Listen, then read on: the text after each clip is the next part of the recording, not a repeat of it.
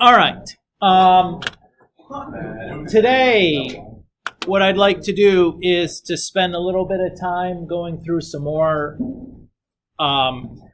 example of these projection story problems, as my suspicion from the homework last night is that those two story problems didn't go great.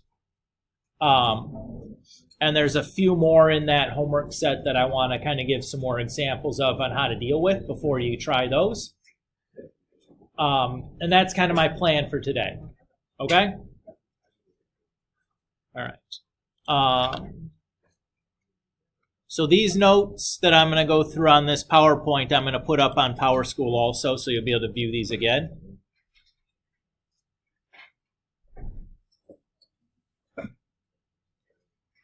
But we'll talk through some of these problems right now.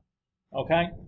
So for this first example problem, I'm going to go through this, and I have most of the work here on the PowerPoint.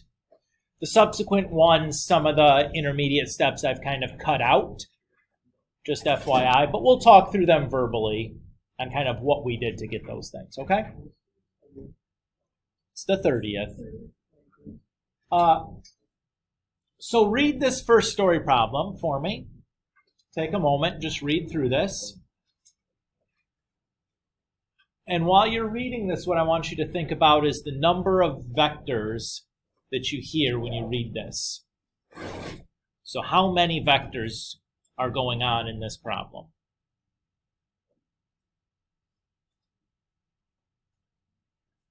What do you guys think? 2. Good. What are the 2 vectors corresponding to?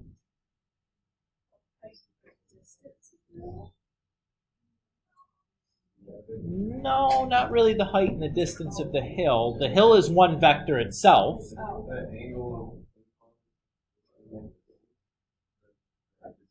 So gravity is the other vector. So we have a vector for the hill, and we have a vector for gravity that's acting on the person. Okay with that idea? So whee!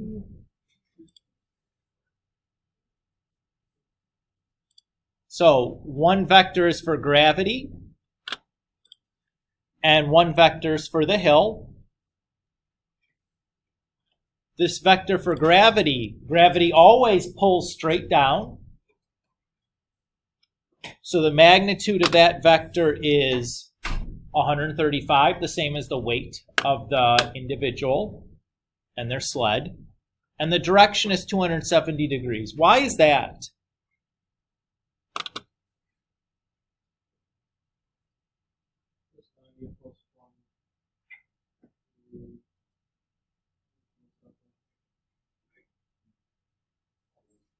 So, yeah, it is straight down. Imagine that we drew in the XY axis. When we measure an angle, we start from the positive x-axis, and we rotate counterclockwise. So that angle to here is 270 degrees. Gravity is always going to be acting at a 270 degree angle because, at least on the surface of a planet, gravity acts straight down on us, right? If you're out in space or whatever, it's a little different. But if you're on the surface of a planet, that's how gravity works. Everybody okay there? And then we have to talk about the ramp vector. So the ramp, we don't know anything about the length of the ramp or the dimension of the ramp, so we can kind of choose the length of the ramp to be whatever we want for the purpose of our calculations. The direction of the ramp is really what matters to us. So to make the problem as easy as possible, let's choose the length of the ramp to be 1. This will not be the case in all of the problems that we're going to look at today. But for many of them, if we're not given specific information about the dimensions of the ramp or the length of the ramp, we can just assume that to be 1. Okay? So the angle here is, we've listed as negative 20 degrees. Why is it negative?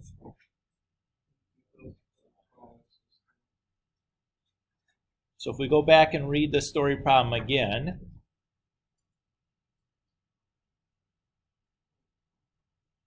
What direction are we going on the hill? Yeah, so the direction is going down the hill. So if this is 20 degrees, and this is like the x-axis, this is 20 degrees here.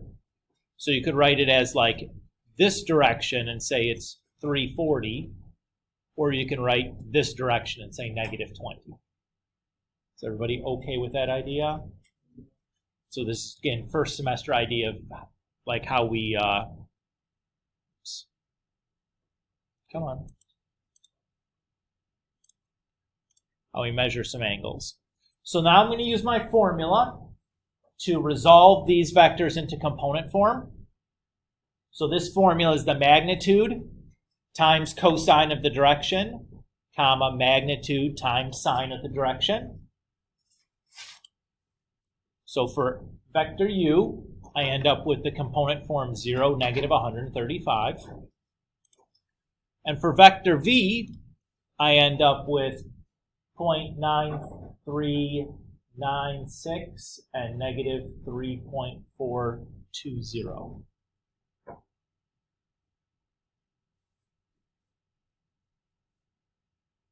Is everybody okay with what we did there? This formula that I used to take a vector from a magnitude and direction and turn into component form is something that you should have memorized. Okay, that's a formula that I would expect that you're able to remember on your own, and you can apply when needed. Everybody okay with that idea? Okay. So now we have our vectors resolved to components, right? Those are the two vectors again, u and v. To find the amount of force moving down the hill, what I'm going to do is I'm going to project vector u onto vector v and then find the magnitude of that vector. So to do the projection, I need their dot product. How do I take a dot product?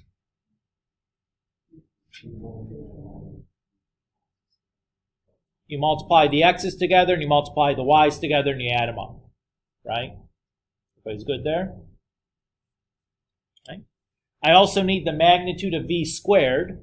Well, since we said v had a magnitude of 1, well, 1 squared is just still 1. And then to calculate a projection, I do the dot product over the magnitude squared times the vector v that we're projecting onto. And when I do that, I get 43, or I get this vector, 43.38, comma, negative 15.79. Does everybody follow still? Okay. Do you need a minute? Yeah, that's fine. Let me know if it's going too fast. Here's where this is where the slowdown starts for this vector stuff. Because we're starting to get into things that are a bit more complicated and quite unfamiliar. So we're going to kind of slow down here a little bit for the next little bit. This is a big chapter, so we have a lot of things still to get through.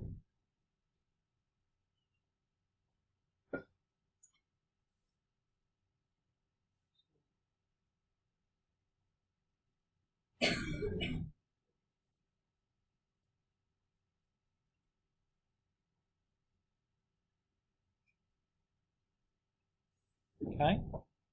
And now, since we have this projection vector, we still need its magnitude. And how do we find the magnitude? How did I do that calculation there?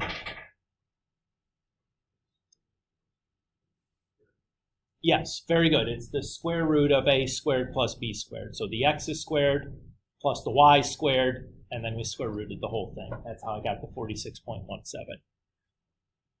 Does that number look familiar? Yeah. It's the same as the dot product was, wasn't it? So the question then is, when is the magnitude of the projection going to be the same as the dot product of the two vectors? That's an important question, right? That's a heck of a shortcut. When the magnitude of v is 1. That's correct. Let's see why that is, though. Okay? So I'm going to let you guys take a minute to finish writing down any notes that you might be in the middle of. And I'm going to switch to OneNote and talk about when that happens and why that works. Okay?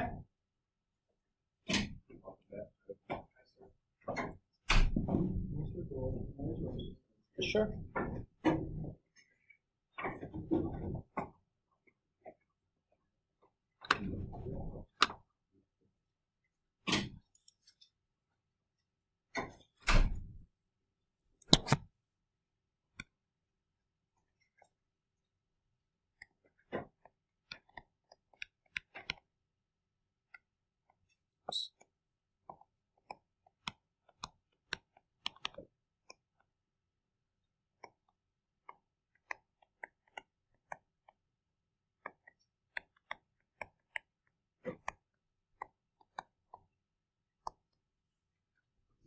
So we're talking about the magnitude of the projection.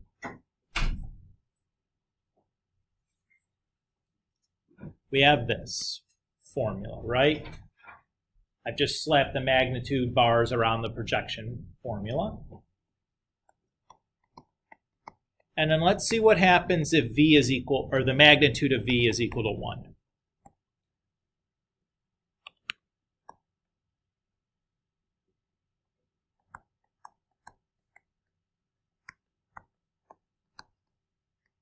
We get, simplifies down to there. Everybody's good with that?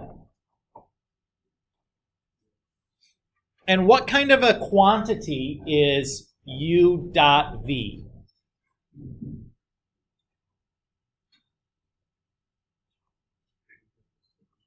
That is a scalar quantity.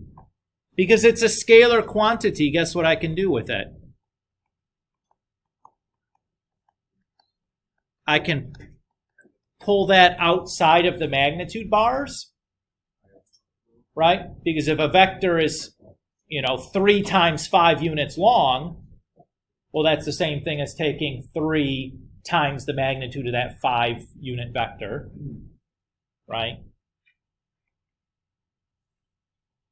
And remember, what's the magnitude of V again? 1. So we're left with just U dot V. So this is a shortcut that's available to us whenever the vector we're projecting onto is a unit vector. When I say unit vector, what do I mean? Its magnitude is 1. So that's nice, right? We saw if you tried the story problems in the homework, you could have used that shortcut on both of the story problems in the homework. Because in those cases, both situations, you would have had the option of choosing a unit vector. Could you still, if you still wanted to try to use this shortcut and V was not a unit vector, what would you have to do first? So V is not a unit vector. What would we have to do in order to try to use this shortcut?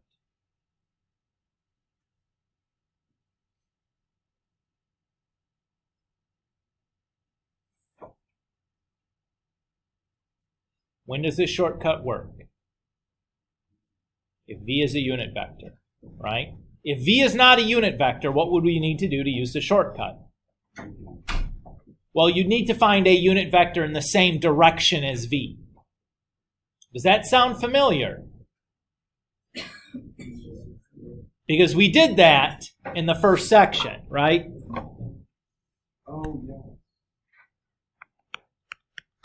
So if V is not equal to 1, what you can do is you can take or make a new vector W that you can define as 1 over the magnitude of V times V. And then you can do that shortcut that we just established. Although at this point, I don't think it's really any faster than just doing the magnitude of the projection vector. But that always kind of comes up as a question students ask. So let's just head that off at the pass.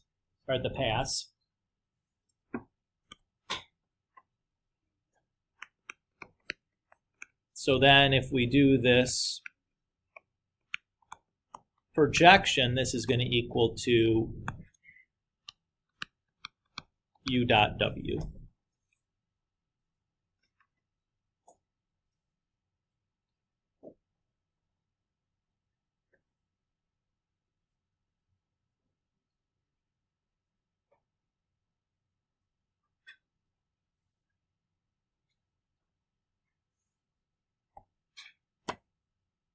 So just this is an aside, but it's a nice aside, right? This is a potentially very time-saving shortcut because it reduces down the amount of kind of formulas you have to wade through in order to calculate the magnitude of a projection.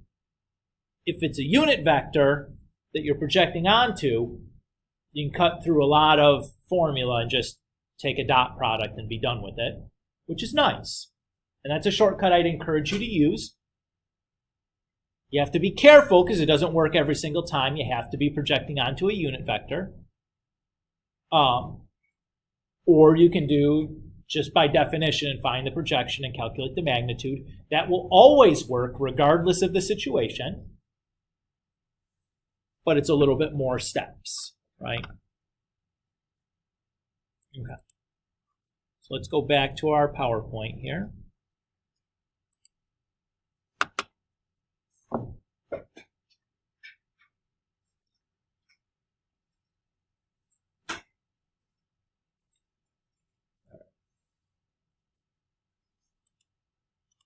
So we did all of this.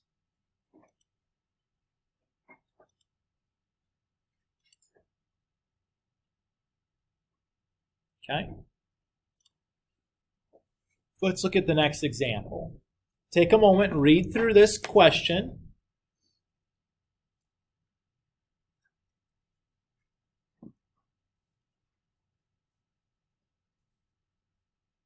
Does this sound familiar? It's almost exactly the same question as the previous one, right? The numbers have changed, and like instead of it being a specific person, this is now a generic girl. I don't know why the girl doesn't get a name. It's probably sexism, which is a problem because Mr. Chun and I wrote all these slides, so we both have daughters. That's a problem. Okay. So, how many vectors do you hear when you read this question? 2. What are the 2 vectors? Gravity and the hill. Great. So to calculate the gravity vector, what do we need to do? To get the component form for the gravity vector, what do we do? We do 130 cosine of not 42, 270, and then 130 sine 270. Why 270? Gravity is always acting in that direction. So that for gravity, it's always a 270 degree angle because gravity pulls straight down. Great. The other vector is the ramp, or the hill, or whatever you want to call it. How do I calculate that hill vector? Or the component form for the hill vector, excuse me.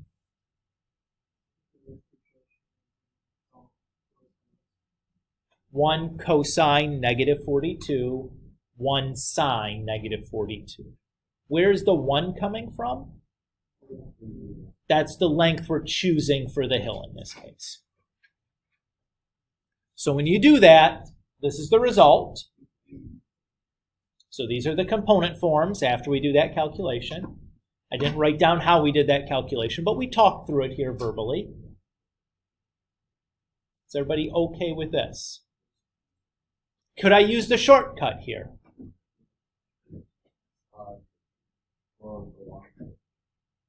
I can do the shortcut. Why?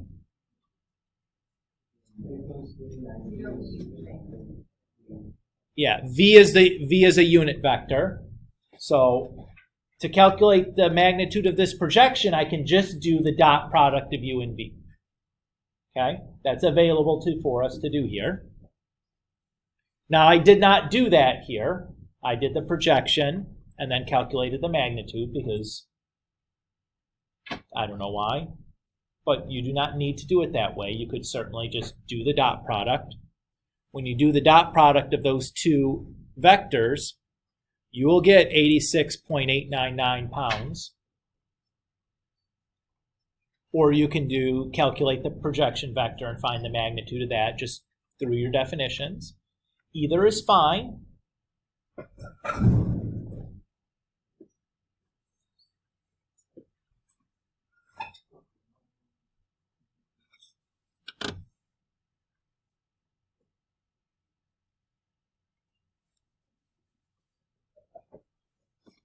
Is everybody okay here?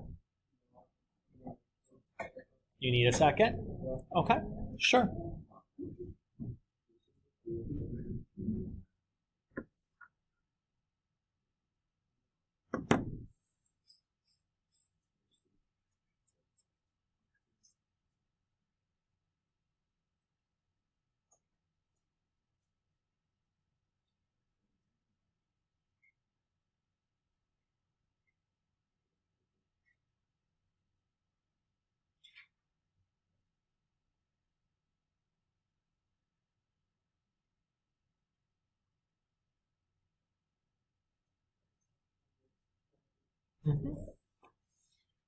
Let's look at another example. So take a moment, read through this one, tell me what you think. And again, you guys don't feel like you need to copy all this down. I'm going to post this set of PowerPoints. You can download them and they'll be available to you, or print them, or whatever you want to do with it. So you don't need to worry about copying every single thing. Although if you want to do that, that's fine. Okay? So just letting you know.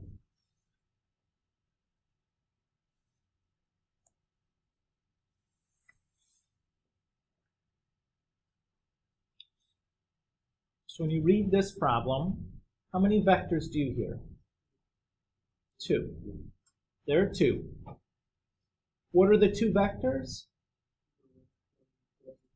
There's a ramp. Well, is gravity acting here? Do we have any weights? Yeah. Where there's a weight? That says a force of 75 pounds. Oh, the weight is the crate. How much does the crate weigh? So what are we going to assume it to be? 1. No? 0. Now, if an object weighs nothing, is gravity going to affect it? No. No. So if there's no mass, gravity doesn't act on it. So what is the second vector then? The pull, right? Whatever object we're using to pull this ramp or pull this crate up the ramp. So you have a pull vector and you have the ramp. But since the crate has no mass here, there's not a gravity vector acting in this problem. Is everybody okay with that idea? Okay. How would I calculate the component form for the pull vector?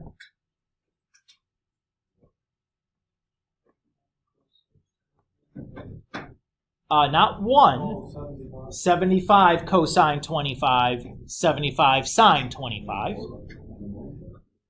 Okay. And then how am I going to calculate the vector for the ramp? 1 cosine positive 10, 1 sine positive 10. Why is the 10 here going to be positive? Because we're going up the ramp this time instead of down it. Very good. So when you calculate those 2 vectors, you get these. U is the pull and V is the ramp in this situation. Hopefully it's pretty obvious from looking at the numbers.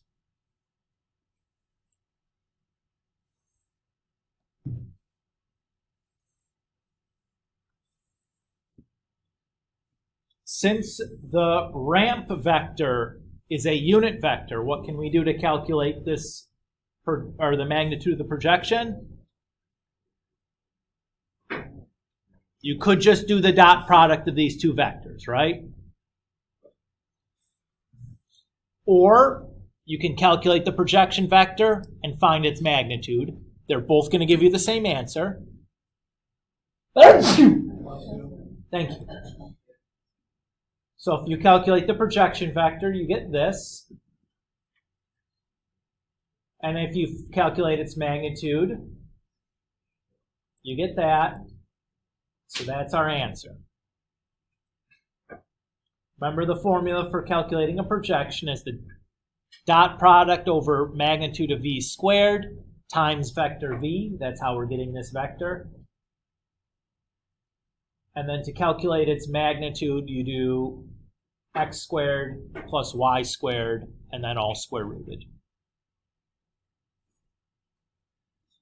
Yes? So which part? This is cosine 10 and sine 10. Well, 1 times cosine 10, but why bother saying the 1? You know what I mean?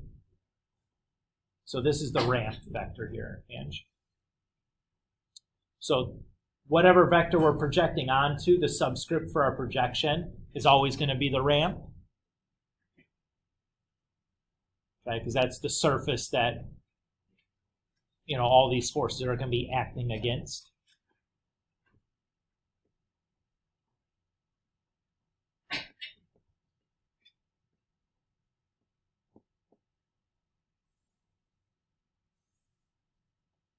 Are we happy here?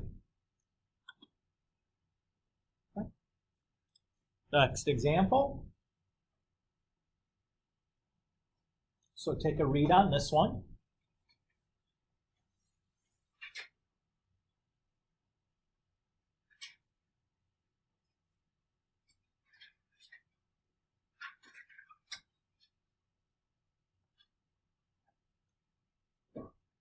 And I'm going to ask you guys, how many vectors do you hear when you read this problem? There are 2. What are the 2 vectors? There's the pole, and there's also the ramp. Do we know anything about the mass of the crate? We do not. So there's no gravity acting on the crate in this problem. We're going to assume the mass of the crate is 1. I think the last example we'll look at today has this situation where we also have a mass on the crate and how we deal with that. I think that's the most involved of the examples. So if we wanted to calculate a component form for the pole vector, how would we do that? The component form for the pole vector. Very good. 86 cosine 19, and then 86 sine 19. That's good. How would we write the component form for the ramp?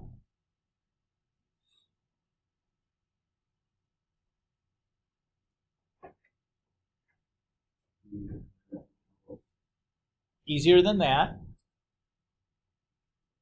You could do it that way, but that's like going to give you a rather disappointing answer when you get down to the actual calculation. How about 7-1 for the component form for the ramp? Doesn't that make sense? You went 7 left and right, and you went 1 up and down. So 7-1. That's pretty easy. Notice the v, though. Is v a unit vector? No. Can you use a dot product, then, to calculate the answer here? No. You have to do this the long way, because v is definitely not a unit vector, right? The length of v is definitely not 1. Everybody's okay with that? So this one requires you to kind of do the calculate the projection and then to calculate its magnitude. So the projection vector turns out to be this. Remember, to calculate a projection, we do the dot product divided by the magnitude of v squared, and then we multiply that to vector v. And that gives us this new vector here. And then if we calculate the magnitude of that projection, we just take x squared plus y squared, and then we square root it.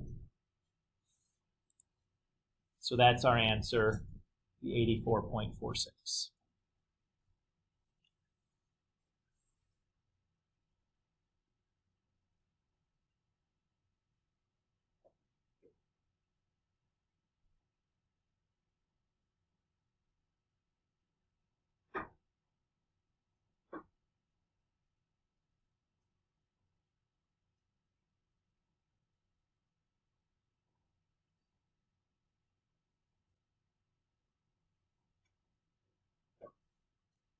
Is everybody okay with that?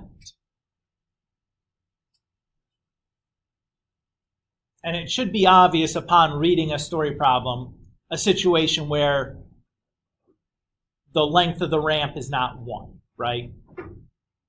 This problem reads very differently than the previous ones. Notice instead of giving you an angle for the ramp, it gives you some dimensions. You know, it's this much by this much or whatever. That's a good indicator that this is a problem where you would not be able to use the dot product shortcut. Okay? Next example. So take a read through this, and we'll ask you guys again in a moment, like how many vectors we hear when we read the problem.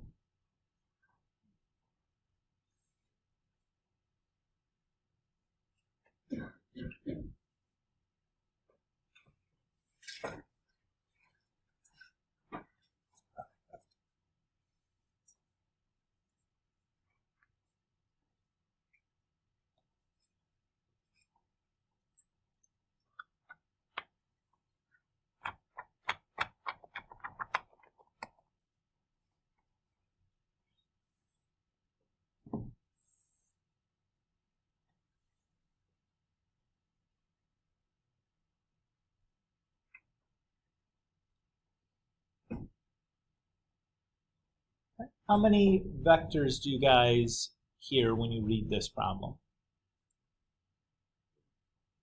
Okay, 2 is fine. But what is it really asking for here, though? Yeah, so it's not actually asking for the force that we're exerting into the ramp from these 2 vectors.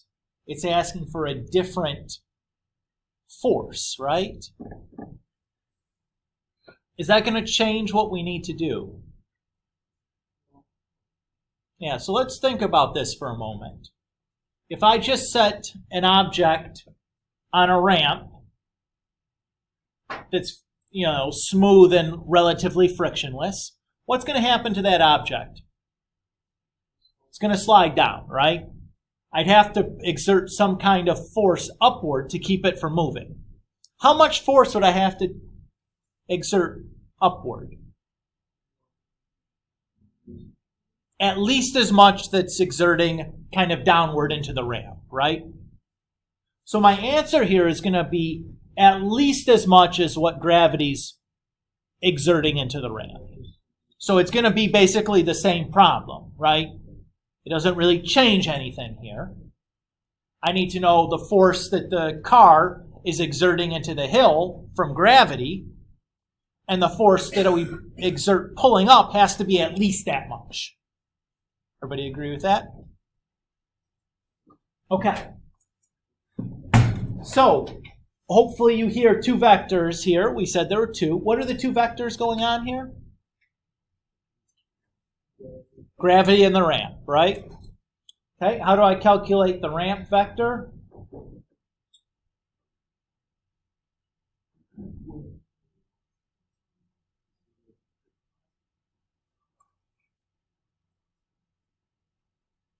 Good. 1 cosine 40, 1 sine 40. And then how do we calculate the component form for gravity?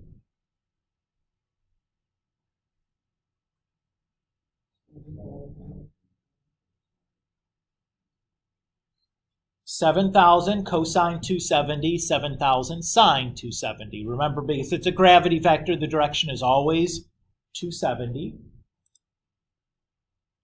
When I type those into my calculator, these are the results I get.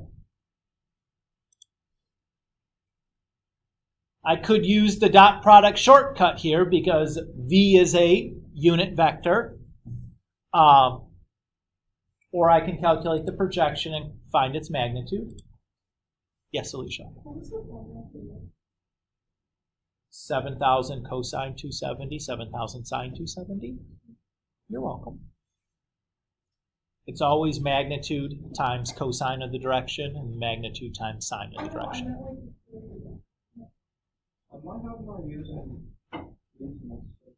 So when I'm doing this, the V is always the ramp. Oh, yeah. Is the way that I've written it.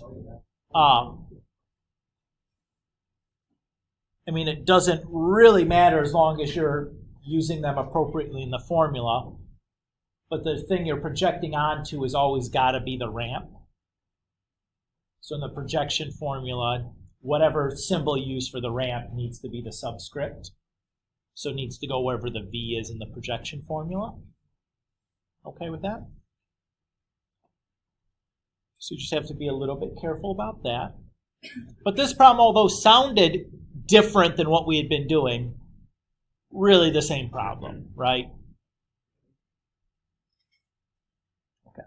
We have one more. It's the last one after this. It's the worst case scenario. It's the most complicated of the scenarios. Involves you to have to do the most things because we're dealing with 3 vectors in that problem.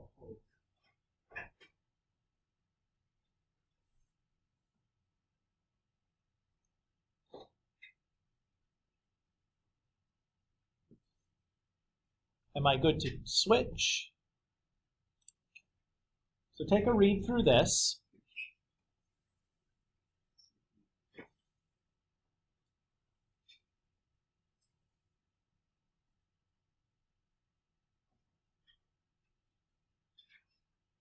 And see if you can identify the 3 vectors going on here.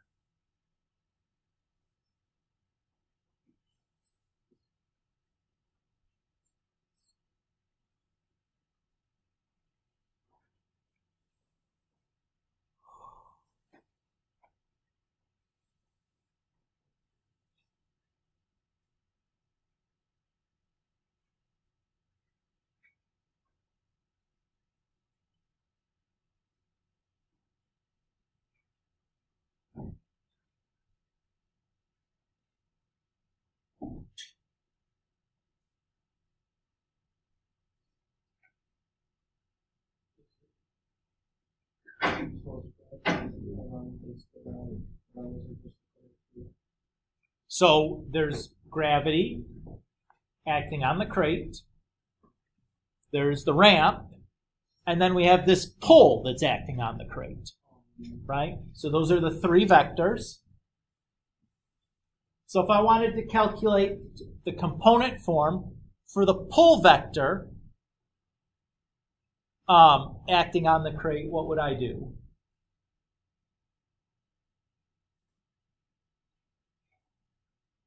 For the pull, how would I calculate the component form?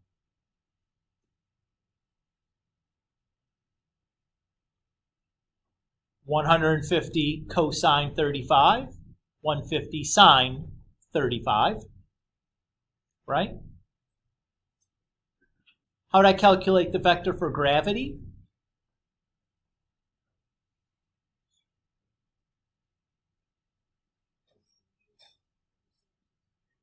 Very good. 100 cosine 270, 100 sine 270. And then for the ramp,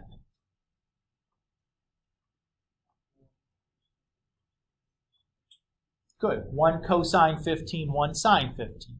So those are the 3 vectors we're going to be using. How many projections are we going to have to calculate here?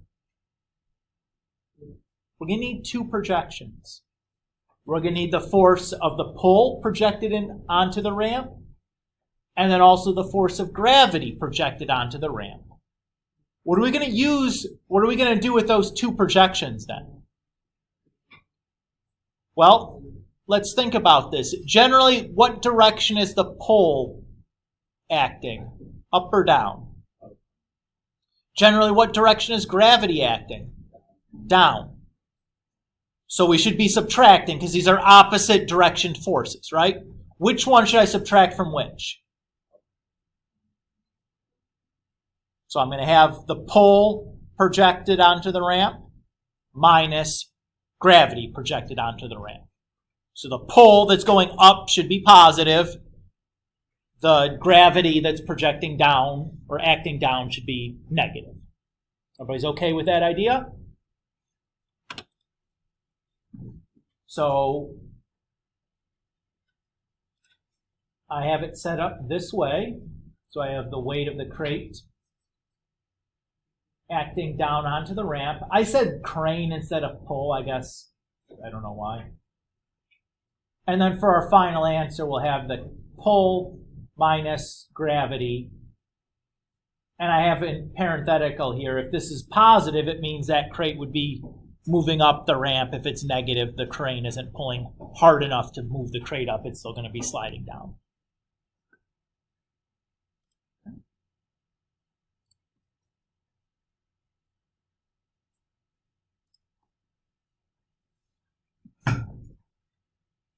So, for the first projection, with the pull, with gravity and the ramp, we get 25.88. Worth noting, can we use the shortcut here? Yes.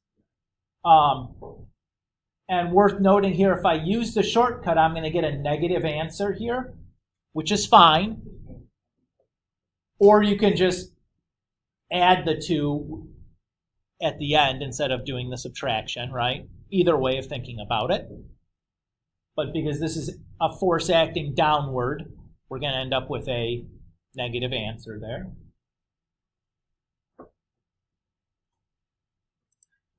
So the same thing here. Here's my pull vector and my ramp vector. Notice the ramp vector is the exact same. And then again, I could use the shortcut here. When I use the shortcut here, I would get a positive answer.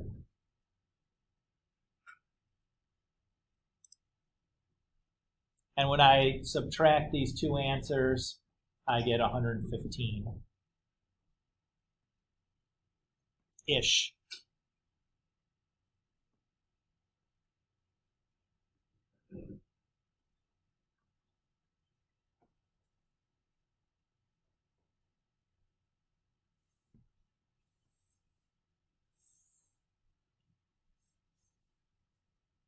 Is everybody okay with this idea? Yeah, it's not that much more difficult than the previous problems. There's just more going on, so there's more to kind of keep track of. But you're still just doing projections and then getting two answers and subtracting those two answers, which is not a big deal. But there's just kind of a lot of information to keep track of here. So for next time, I'd like you guys to, if you didn't finish the homework from last time up through 46, you should do that. And I'd like you to add on 47 through 50. So that's 4 more story problems. And we'll talk about all this stuff tomorrow, all these questions tomorrow.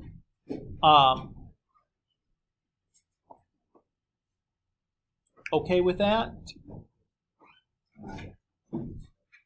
So do your best to kind of pick through these story problems. I know that they're rather unfamiliar, but hopefully after today you feel a bit better about these, as we spent a lot of time there going through going through those things.